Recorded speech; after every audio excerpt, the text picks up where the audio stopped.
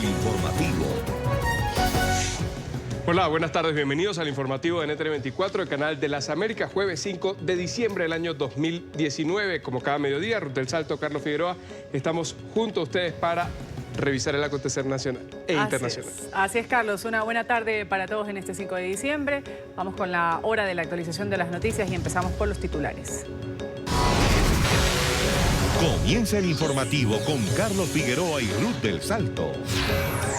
Empezamos el recorrido en Estados Unidos. La noticia del momento: la presidenta de la Cámara de Representantes, Nancy Pelosi, ha solicitado formalmente al Comité Judicial la redacción de los cargos del juicio político contra el presidente Donald Trump. Pelosi asegura que Trump abusó de su poder al beneficiar personalmente, arriesgando así la seguridad nacional de la Unión Americana. La Casa Blanca respondió que los opositores deberían estar avergonzados por el proceso de juicio político. NTN24 está en el lugar de la noticia. Emiliana Molina en Washington tiene el reporte. Emiliana, buena tarde.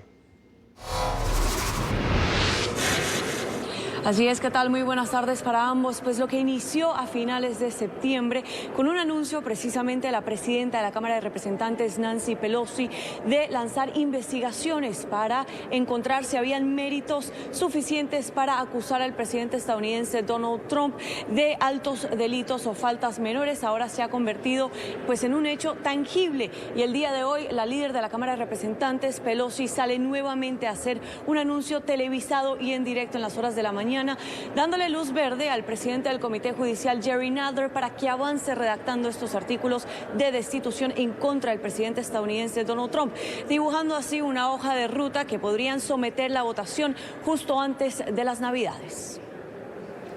Nuestra democracia es lo que está en juego. El presidente no nos deja otra opción que actuar porque está tratando de corromper las elecciones para su propio beneficio. El presidente ha cometido abusos de poder, socavando nuestra seguridad nacional y poniendo en peligro la integridad de nuestras elecciones. Pues por su parte, la presidenta del Comité Nacional Republicano, Donna McDaniel, ha reaccionado asegurando que es Nancy Pelosi quien está abusando del poder y no el mandatario estadounidense Donald Trump. Pues Trump también reaccionó desde la Casa Blanca por medio de Twitter, asegurando que buscan destituirlo por nada, algo que viene acompañado también de reacciones de parte de sus funcionarios de la administración. El Ejecutivo asegura que se llevará a cabo un juicio político mucho más justo en el Senado. Pues recordemos que una vez esto pase a votación en el Pleno de la Cámara de Representantes, que cuenta con una mayoría de demócratas, ahí pasaría entonces a ser votado e investigado en el Senado, que cuenta con una mayoría de republicanos. Y es por eso que Trump asegura que ahí tendrá un juicio mucho más justo. Los demócratas de la izquierda radical que no hacen nada acaban de anunciar que van a intentar destituirme por nada. Ya han renunciado a las ridículas cosas de Mueller, así que ahora se basan en 2 llamadas telefónicas totalmente apropiadas, perfectas con el presidente de Ucrania. Esto significará que más allá del importante y raramente usado acto de destitución, será usado rutinariamente para atacar a los futuros presidentes. Eso no es lo que nuestros fundadores tenían en mente. Lo bueno es que los republicanos nunca han estado más unidos. Ganaremos. Una base para la pregunta: ¿es ese lenguaje que usted sugiere que estaba en el informe? Solo responderé a esto: está todo mal. Bueno, y justo después de las declaraciones de Pelosi, pues congresistas republicanos han llegado aquí a esta rotonda en el Capitolio en Washington, en el edificio de Rayburn, para hablar ante medios de comunicación. De hecho, han sido múltiples los legisladores republicanos que han salido a defender al mandatario estadounidense Donald Trump, asegurando que no van a permitir que este país sea liderado por socialistas y que no hay suficiente evidencia para lograr llevar al mandatario estadounidense Donald Trump a un juicio político. De hecho, representantes demócratas, y entre estos Luis Correa, un demócrata por California, que forma parte del Comité Judicial y ha estado escuchando las audiencias en los últimos días, asegura que esto es erróneo e incorrecto y que más bien los republicanos se están quedando sin argumentos para defender las acciones del presidente. Los testigos fueron seleccionados por demócratas que se rodearon de un francotirador decidido a crear el mejor caso posible para la acusación contra Trump, sabiendo que lo llevarían al pleno, donde no importa si tienen pruebas para un caso o no. Y eso es exactamente lo que estaba sucediendo y lo que sabíamos que iba a hacer Pelosi. Muy interesantemente, veo a los republicanos que ahorita no están tirando muchas bombas, están oyendo lo que dicen los 4 profesores de la Constitución que tenemos. En mi opinión, todos reconocemos que esta es una situación seria para el país. Queremos hacer lo correcto, basado en la ley, como se presenta la ley y como se presenta la evidencia. Bueno, y ya tenemos fecha también para las próximas audiencias ante el Comité Judicial. Se llevarán a cabo el próximo lunes. Ahora los próximos pasos serán ver exactamente qué artículos piensan incluir los legisladores en estas redacciones. Si van a incluir simplemente la llamada del pasado 25 de julio entre el mandatario estadounidense Donald Trump y su homólogo ucraniano Vladimir Zelensky, donde este supuestamente condiciona la ayuda militar y una visita a la Casa Blanca a cambio de una investigación en contra de su rival político Joe Biden y el hijo de este mismo. Y también no queda claro hasta el momento si van a incluir artículos o no de la investigación del fiscal especial Robert Mueller, que recordemos tardó unos 2 años en llevarse a cabo. Pues falta ver exactamente qué artículos van a incluir, porque de eso depende también cómo votarán algunos de los demócratas más radicales y algunos de los republicanos más centristas. Esta es toda la información que tenemos en directo desde el Congreso. Emiliana Molina, regreso con ustedes. Gracias, Emiliana, por ese reporte desde la capital estadounidense. Donald Tusk, el presidente del Partido Popular Europeo, ha causado controversia este jueves con un mensaje en la red social Twitter. Ha publicado un texto acompañado de esta fotografía con un gesto en el que aparenta estar disparando a Donald Trump por la espalda. El mensaje dice: a pesar de las turbulencias estacionales, nuestra amistad transatlántica debe perdurar. Según medios de comunicación, Tusk buscaba aparentemente rebajar la tensión generada tras el polémico video grabado en la cena de gala de la cumbre de la OTAN, donde aparecen varios líderes mundiales riéndose de Donald Trump.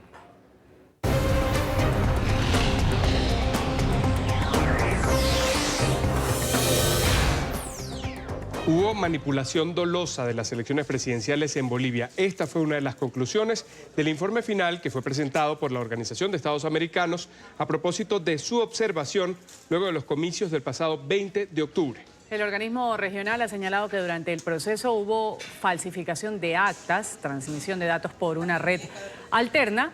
También menciona falta de garantías en cadena de custodia de estos datos y otras alteraciones que no permiten dar fe en la transparencia de los resultados que terminaron otorgándole la victoria de Evo Morales. Son 95 páginas en las que la OEA explica los hallazgos en los que sustenta que los resultados de las pasadas elecciones presidenciales en Bolivia no son confiables. El organismo regional señala que hubo irregularidades en prácticamente todo el proceso electoral. A partir de la abrumadora evidencia encontrada, lo que sí es posible afirmar es que ha habido una serie de operaciones dolosas encaminadas a alterar la voluntad expresada en las urnas. Empezando por el proceso de escrutinio. Según el documento, se encontró evidencia de alteración en actas electorales, tales como falsificación de firmas de jurados de votación y alteración del número de votos real en varias mesas. Permitió identificar la existencia de un patrón de manipulaciones, falsificaciones y adulteraciones en el llenado de actas electorales a través de mecanismos muy similares en 6 departamentos diferentes y a favor de un único candidato. Es decir, una misma conducta reiterada en distintos departamentos que buscó favorecer a un mismo candidato. También estuvo comprometido el sistema de transmisión de datos, pues la misión de verificación encontró una red alterna que eludía la auditoría. A partir del redireccionamiento del flujo de datos a 2 servidores ocultos y no controlados por personal del TSE, haciendo posible la manipulación de datos y la suplantación de actas. Además, sobre la paralización en la publicación de los resultados de las elecciones por cerca de 24 horas, se señaló que este episodio no fue producto de un error. Todos los análisis del equipo técnico permiten determinar que la paralización del sistema TREP no fue un accidente ni una decisión basada en fundamentos técnicos, fue simplemente una decisión arbitraria, cuyo propósito incluyó la manipulación de la infraestructura informática. Entre otros puntos, el informe también hace énfasis en el papel de los vocales del Tribunal Electoral. El documento indica que hay evidencia suficiente para confirmar la parcialidad de la autoridad electoral, pues señala que los vocales permitieron que se desviara el flujo de información, destruyendo toda confianza en el proceso electoral. Tiroteo en la base naval de Pearl Harbor, en Hawái. Un marinero de la Armada estadounidense mató a 2 personas y dejó herida a una tercera antes de suicidarse. El ataque armado ocasionó el cierre de esta base. Un par de horas más tarde, sus superiores dieron el incidente por concluido y reabrieron las puertas de la instalación militar. Las víctimas mortales eran civiles que trabajaban para el Pentágono. El herido, también civil, está hospitalizado en condición estable, según un portavoz militar. Puedo reportar que el personal de seguridad de la base conjunta respondió al reporte de un tirador activo hoy en la vecindad del dique Seco 2 en el astillero naval. Puedo confirmar que hubo 3 víctimas de disparos. Hemos confirmado que 2 han fallecido. La otra persona se encuentra en una condición estable en un hospital local. También puedo reportar que el agresor, que ha sido identificado como un marinero en servicio activo asignado a uno de los escuadrones, también ha fallecido por una aparente herida de bala autoinfligida. Esto sin duda es una tragedia para todos los que estamos aquí, pero ciertamente nuestros pensamientos sinceros están con las familias de las víctimas y con todos los involucrados. A las 2 de la tarde, hora local, está programada una nueva reunión entre el gobierno del presidente de Colombia, Iván Duque, y los integrantes del Comité Nacional del Paro. Este encuentro ocurre después de que el pasado martes los promotores de las movilizaciones no alcanzaran ningún acuerdo con el Ejecutivo y un día después de una jornada de marchas en las principales ciudades del país. El Comité de Paro busca negociar un pliegue de 13 peticiones con el gobierno de Duque, en el que se refieren a proyectos de ley como el de la reforma tributaria que se adelanta en el Congreso. Un policía resultó herido en la ciudad de Cali durante los incidentes registrados ayer en la nueva jornada de marchas en territorio colombiano. En medio de los disturbios en los alrededores de la Universidad del Valle del Cauca, encapuchados lanzaron un artefacto impregnado con un extraño líquido. Al ser recogido por el uniformado, le ocasionó quemaduras en las manos. Las autoridades investigan qué tipo de sustancia fue la que provocó estas lesiones al policía. El Congreso de Chile ha aprobado el aumento gradual de las pensiones mínimas hasta en un 50%. Esta medida busca responder a una de las demandas de los chilenos que se ha mantenido en las calles desde octubre. Cerca de uno de los 6 puntos de los 6 millones de personas que van a ser beneficiadas. La norma contempla un aumento a partir de diciembre de unos 130 a 207 dólares por mes para mayores de 80 años. El convenio compromete también una rebaja del 50% de la tarifa normal de transporte público para mayores de 65 años, junto con una disminución en el valor de los medicamentos.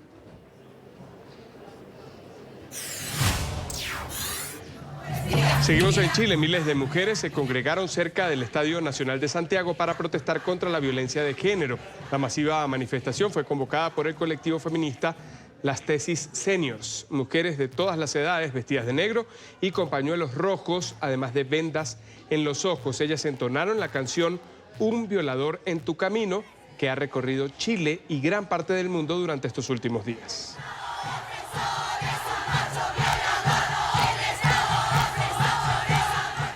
Y ahora hablamos del lapsus de Diosdado Cabello durante la transmisión de su programa Con el Mazo Dando en Venezuela. El número 2 del régimen de Maduro hablaba sobre la presunta corrupción de diputados del presidente interino Juan Guaidó, cuando leyó narcosobrinos en vez de narcocorruptos, que era lo que quería decir. Justamente recordemos que como narcosobrinos, así son conocidos, Efraín Antonio Campos Flores y Francisco Flores de Freitas, los sobrinos de Cilia Flores, la esposa de Nicolás Maduro, que fueron detenidos y hallados culpables de tratar de traficar cocaína a Estados Unidos.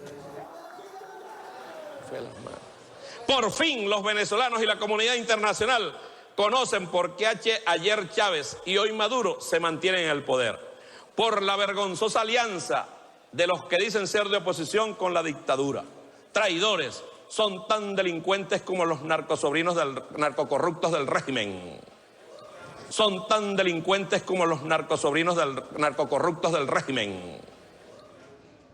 Y sigue la emergencia en Venezuela por cuenta del aumento en los casos de malaria. Este año, en 2019, 400.000 personas han resultado contagiadas de esta enfermedad. Médicos y especialistas del país unen sus voces para alertar sobre esta situación grave. En Caracas, Oliver Fernández tiene el reporte. Oliver. Hola, buenas tardes. Así es, como una epidemia, así ha sido calificada la situación de la malaria en Venezuela por parte de los médicos venezolanos. 50% de los casos que se registran al año en el continente americano pertenecen a Venezuela. Así también lo ha determinado la Federación Médica Venezolana y representantes del Plan País que lidera el presidente encargado de Venezuela, Juan Guaidó. Escuchemos. Bueno, si tú sumas los 500.000 casos primarios de Venezuela, más los 200.000 casos de Brasil, más los 20.000 casos de Perú, estamos en un continente que tiene una franja importante tropical, más los que se producen que llegan a Estados Unidos, que vienen de otras partes. Eso suma el total de casos. Cuando tú sumas ese total de casos, y tú ves, y es un gráfico que está en el World Malaria Report, tú encuentras que el 50% de esos casos son de Venezuela solamente. Y Venezuela no tiene el 50% del territorio.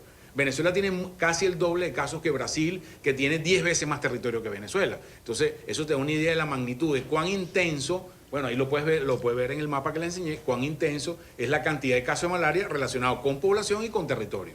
Según representantes del Plan País, el régimen de Nicolás Maduro no ha invertido ni $1 para tratar de acabar con esta enfermedad. 80% de los casos que se registran están en el estado Bolívar. Son focos que pueden prenderse y pueden tardar 5, 10 o 15 años en volverse a apagar nuevamente. Entonces hay varias connotaciones.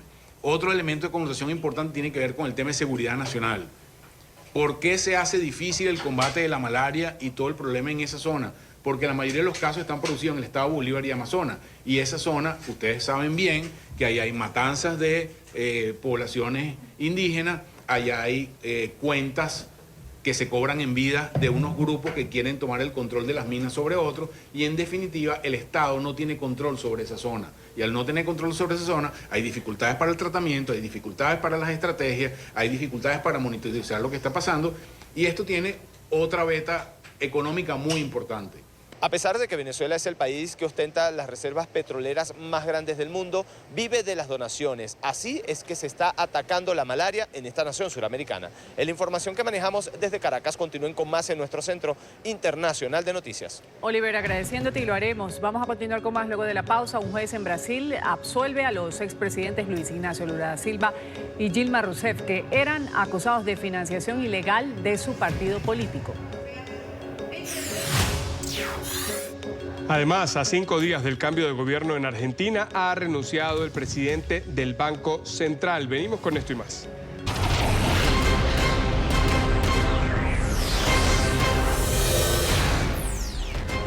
El ministro de Cultura de Perú ha renunciado a su cargo. Su salida ocurre en medio de diversas acusaciones de censura a los medios públicos. El funcionario está también inmerso en una polémica mediática, debido a varios despidos que realizó en su sector. Estamos hablando de Francisco Petrosi. Él es el tercer ministro que deja su puesto en un gabinete que fue renovado hace 2 meses por el presidente Martín Vizcarra.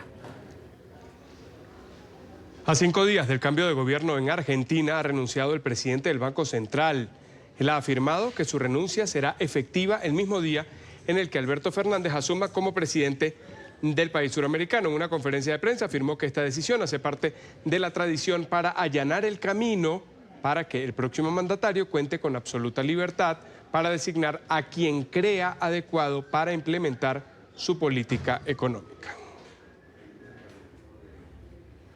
Ya ha comenzado en Brasil la cumbre presidencial del Mercosur. En el evento, el presidente anfitrión Jair Bolsonaro ha reafirmado el rumbo liberal adoptado por el bloque, sobre el cual alertó no se pueden aceptar retrocesos ideológicos. En esta cumbre, a la que ha asistido por última vez el presidente de Argentina, Mauricio Macri, el mandatario paraguayo Mario Abdo Benítez asumió la presidencia pro tempore, que en los últimos 6 meses fue ejercida por Brasil. Señoras y señores.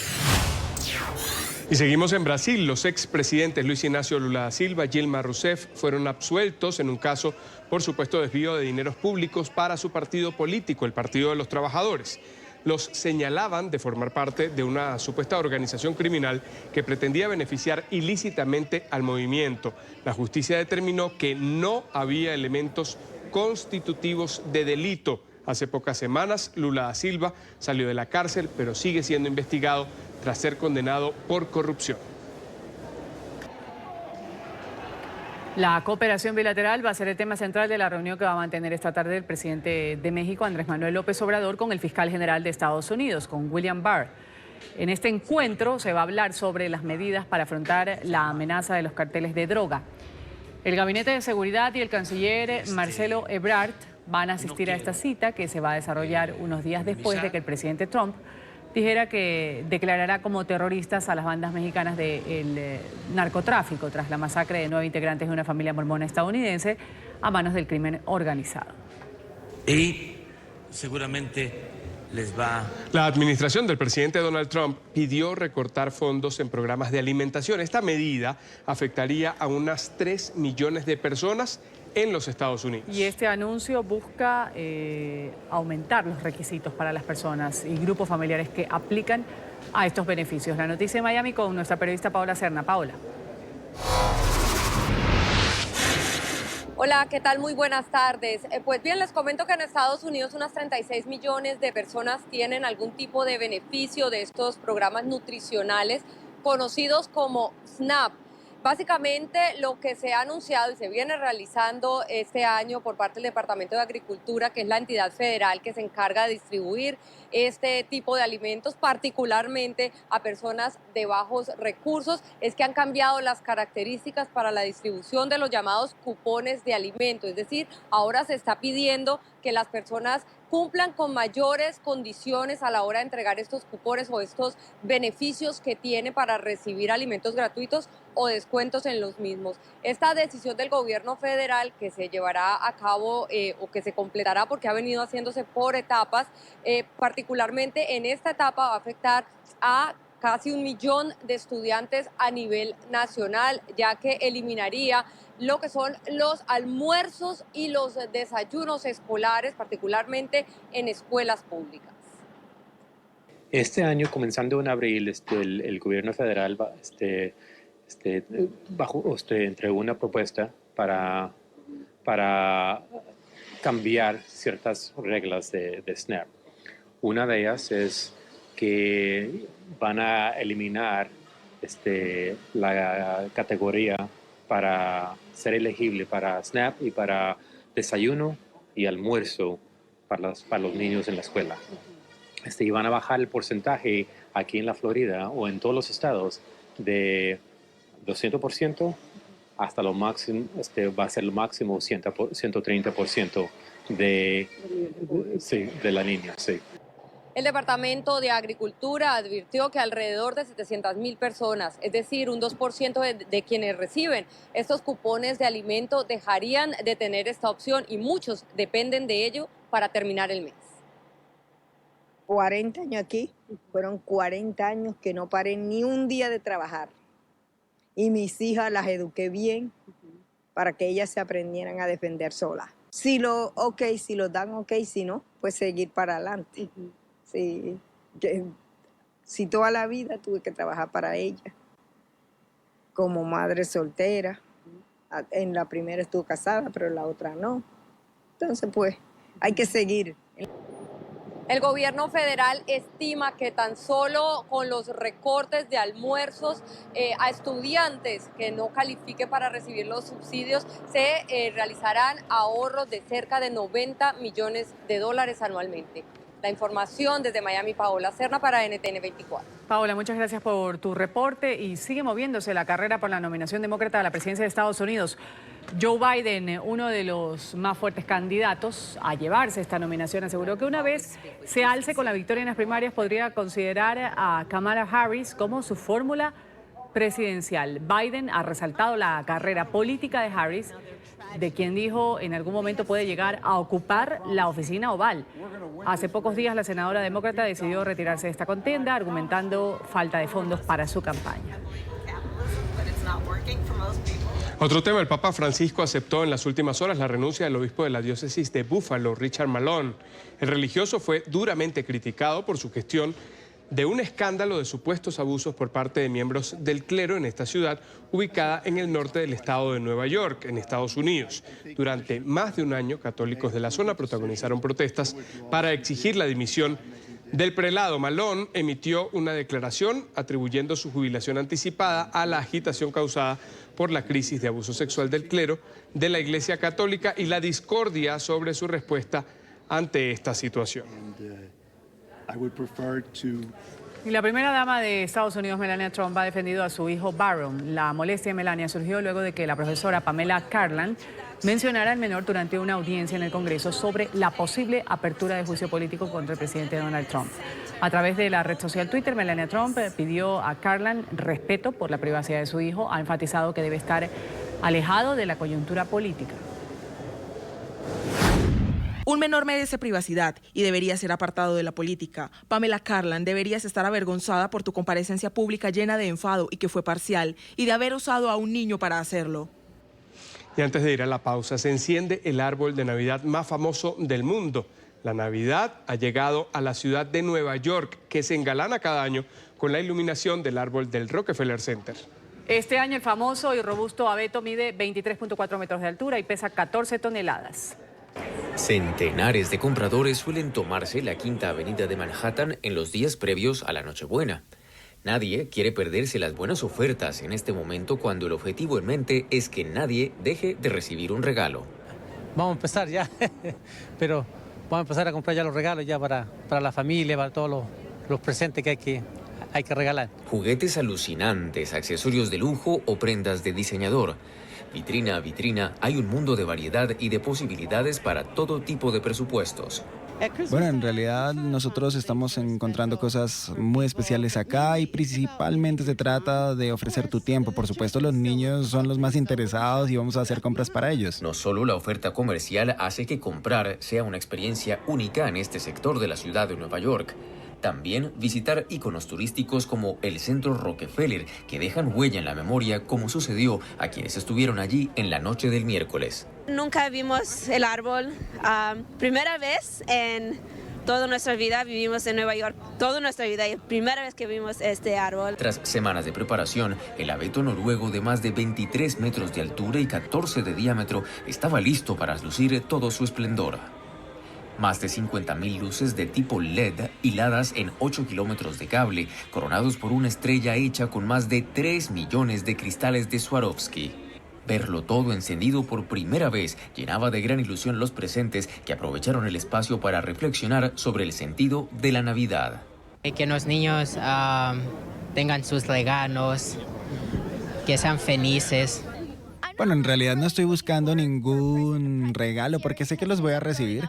Simplemente estoy aquí diciendo, bueno, es Navidad, quiero pasar tiempo con mi familia. Tras un concierto con varias presentaciones de los mayores artistas de los Estados Unidos en la actualidad, llegó el momento. 3, 2, 1. Veíamos Nueva York y ahora Washington, la capital de los Estados Unidos. Allí se encendieron las luces del árbol de Navidad del Capitolio. La anfitriona fue la presidenta de la Cámara de Representantes, la demócrata Nancy Pelosi. Un árbol de Navidad de más de 24 metros de alto ha llegado a los terrenos de la sede del Congreso estadounidense, proveniente del noroccidental estado de Montana. Ha sido posicionado allí, frente a la cúpula emblemática del legislativo estadounidense. ¿No es perfectamente simétrico? ¿Alguna vez han visto un árbol tan alto, ser tan uniforme y decorado? Como dijo el arquitecto, con adornos hechos por niños de todas las edades que reflejan la hermosa diversidad de Nuevo México. Es un honor estar con todos ustedes en esta feliz ocasión donde nuestros problemas están lejos. Nueva pausa en esta emisión de noticias. Enseguida, en disturbios han terminado las marchas convocadas en Francia durante la jornada de huelga nacional.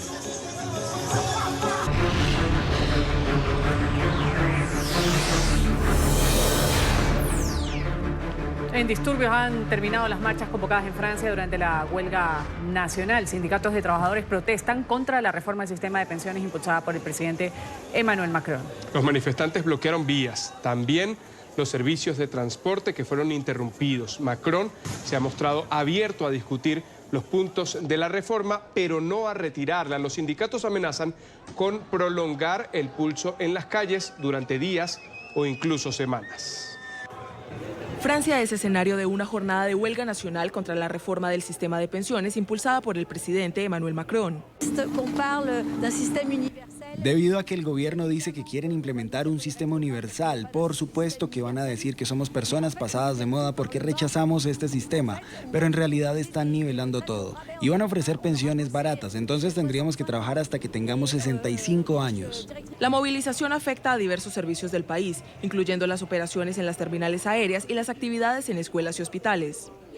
Alrededor del 90% de los trenes de alta velocidad que debían circular hoy fueron anulados y 10 de las 16 líneas del metro de París amanecieron cerradas.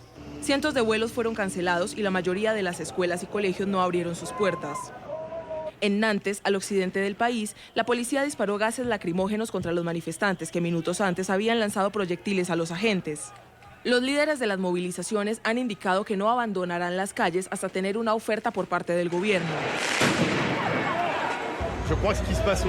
Hasta que el gobierno haga un fuerte gesto para tener en cuenta lo que está sucediendo hoy, esto continuará, por supuesto. La reforma busca sustituir los 42 regímenes que existen en la actualidad por un sistema por puntos en el que cada euro cotizado dé los mismos derechos a alcanzar la jubilación y contempla con ello acabar con los beneficios de los que gozan trabajadores como los de la red metropolitana parisina de transporte. Al menos 57 muertos ha dejado el naufragio de una embarcación con migrantes en las costas de Mauritania, en África. La barcaza ha salido desde Gambia hace 8 días, iba hacia las Islas Canarias en Europa, con aproximadamente 150 personas. Otras 83 sobrevivieron porque pudieron nadar hasta la orilla. Según sus testimonios, el bote golpeó con un arrecife y se volcó. 6 personas, entre ellas 2 menores de edad, murieron como consecuencia de una explosión de gas en una vivienda. Todo ocurrió en el sur de Polonia. Las autoridades continúan en la búsqueda de otros 2 residentes que se cree estaban en el lugar en el momento en el que se registró el estallido. El edificio ha quedado reducido a escombros, lo que dificulta las labores de rescate. Este incidente ocurrió durante la madrugada. Las primeras hipótesis apuntan a que este hecho podría haber sido causado por una fuga en una tubería. Los océanos del planeta están al borde del colapso, así lo ha advertido la organización ambientalista Greenpeace en su más reciente informe publicado de forma paralela a la Conferencia de las Naciones Unidas sobre el Cambio Climático que se desarrolla en Madrid, en España. El documento asevera que el colapso del mar debido al uso de combustibles fósiles se está produciendo a una velocidad vertiginosa o a gran escala. La organización ha exigido una respuesta global frente a esta situación, a esta crisis que tiene implicaciones para la biodiversidad y también para la humanidad. La preocupación por el cambio climático ha sido el tema central del famoso Festival de la Luz de Lyon, en Francia. Grupos de artistas han creado 65 obras que celebran el planeta y el mundo natural en un intento por crear conciencia sobre el calentamiento global y los problemas ambientales. El espectáculo atrae a millones de personas desde hace 30 años. El Acuario de París ha presentado una nueva exhibición marina. Se trata de un Papá Noel acuático que va a salir todos los días durante un periodo o el periodo navideño. Va a salir nadando entre los peces, incluso entre un tiburón. Con su atuendo tradicional, rojo y blanco, con aletas, una máscara de buceo, el Papá Noel educa a los niños sobre el calentamiento global y también la contaminación en el Polo Norte. La exhibición va a terminar el próximo 5 de enero.